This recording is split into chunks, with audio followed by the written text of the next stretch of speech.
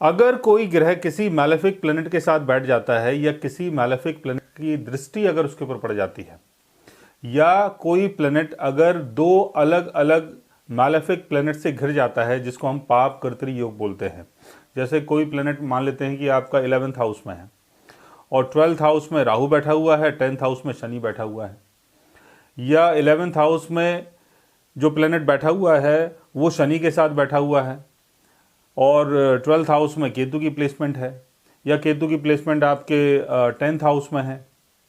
तो किसी भी तरीके से कोई भी प्लैनेट अगर दो मैलेफिक प्लैनेट या उससे ज़्यादा मैलेफिक प्लैनेट से घिर जाता है, या किसी मैलेफिक प्लैनेट का अगर एस्पेक्ट यानी दृष्टि अगर उसके ऊपर पड़ती है, तो महादशा, अंतरदशा, प्रत्यंतर दशा का जो बेनिफिट हमें मिलना चाहिए वो नहीं मिल पाता है।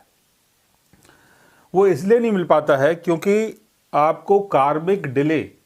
जो भी कार्मिक डिले होता है, और कार्मिक डिले होता क्या है इसको समझ लेते हैं। कार्मिक डिले का मतलब ये होता है कि एक सर्टेन टाइम तक, एक पर्टिकुलर टाइम तक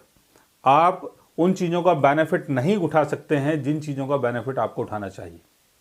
जैसे अगर किसी ग्रह की दशा चल रही है, 4th हाउस के लॉर्ड की दशा चल रही है, तो आपको इस पीरियड में प्रॉपर्टी, घर, इन सब चीज़ों का बेनिफिट होना चाहिए। लेकिन उसकी प्लेसमेंट अगर किसी मैलेफिक प्लैनेट के साथ हो जाती है, या वो दोनों तरफ से अगर किसी मैलेफिक प्लैनेट से घिर जाता है, तो उसका बेनिफिट आपको नहीं मिल पाता है एक सर्टेन टाइम तक। और वो जो सर्टेन टाइम है, वो जो दो मैलेफिक या तीन मैलेफिक या उससे ज़्यादा मैलेफिक प्लैनेट्स जो बैठे हुए हैं या जिनकी दृष्टि पड़ रही है, उनके टाइम के हिसाब से आपको बेनिफिट मिलता है। जैसे शनि के साथ अगर कोई प्लैनेट बैठ गया तो 35 की एज के बाद आपको बेनिफिट मिलेगा। राहु के साथ अगर कोई प्लैनेट बैठ जाता है तो 42 की एज के बाद आपको बेनिफिट मिलेगा।